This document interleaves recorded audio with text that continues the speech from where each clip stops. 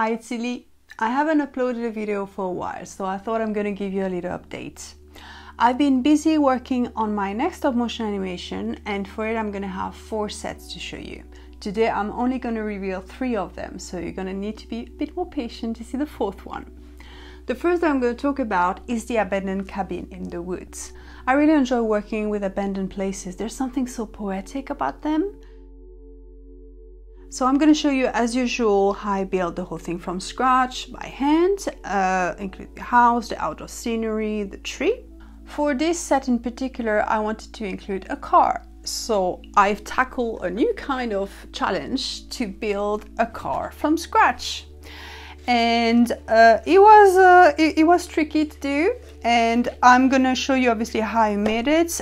All the processes and techniques I showed are able to be adapted to create the whole car, but for me I only needed half, so I thought might as well just create just what I need.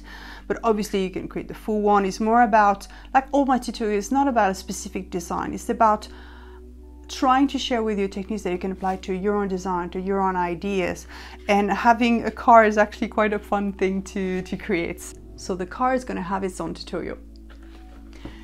Now another set that I've done is the modern flats. This is very different from what I've done before. It's more urban, more modern, but it was a really interesting challenge to work in this kind of design as well. And as usual, I'm going to show you how I built the whole structure, the kitchen, and up to every furniture, and you will be surprised by what you can make out of washers. I was just amazed because you see the little bar stool, they're made with washer and balsa wood.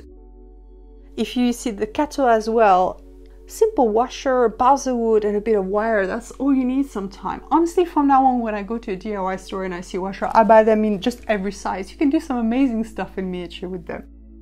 The third set is the kids' bedroom in the attic. So this was a really cute one to do, working a bit more with colors. I like the idea of having it under the eaves. It's making it a bit more tricky to create because all my sets are completely modular for stop motion animation, and when you work with a roof at a certain angle, it's obviously a bit more complicated than when it just is a basic box with like straight walls. But I'm going to show you how I made all of them, all of the furniture as well. So now that's the third. The 4th set is actually a miniature tree house, and this is gonna be absolutely super cute. I'm not finished yet, so I'm not going to reveal today, but with a bit more patience you're going to be able to see it.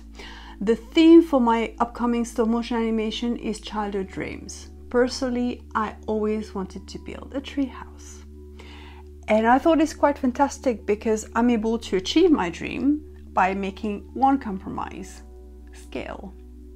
So technically it's not a real life-size treehouse, but still I'm able to put all my imagination, create something really quirky and adorable and organic, which is kind of my vision of what a perfect treehouse will be. And it might not be a real one, but it brings me lots of joy, and I appreciate the opportunity that through miniature you can literally create anything you want. It's boundless, there's no limits to it. So I always try to share all the tips and tricks and technique and processes so that you create your own world, your own design, your own environment that makes sense to you.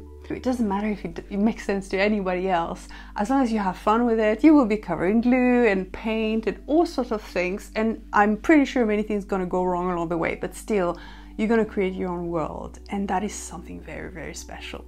Now I know I've not uploaded many videos recently because I've been busy on other projects, films, and I've also built myself a new workshop in the garden, which is pretty cool because I have a lovely space to work in which have more daylight. I also have a better setup with the camera, so from now on for the tutorial I'm able to come closer to my workbench, and with more natural light with the window behind, hopefully you get a better image for the tutorial.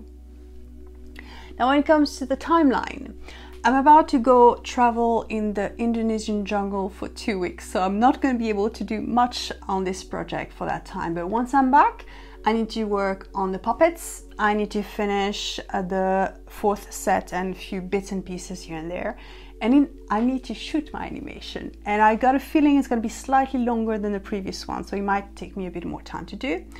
And then all the editing, post-production, so there's roughly 5-6 weeks of work. So that means in theory I'm going to be able to release the stop motion animation at the end of October. I know I wish I can just release it straight away, be ready for you, but unfortunately I'm going to need a bit more patience. So that's the plan. By the end of October I'm going to release the stop motion animation, and then once a week I'm going to release a tutorial. So I'm going to have 4 tutorials for the set, 1 tutorial for the car, and 1 behind the scene video as usual. So that's the plan. I look forward to share it once it's ready, and until then, take good care of yourself. Bye bye.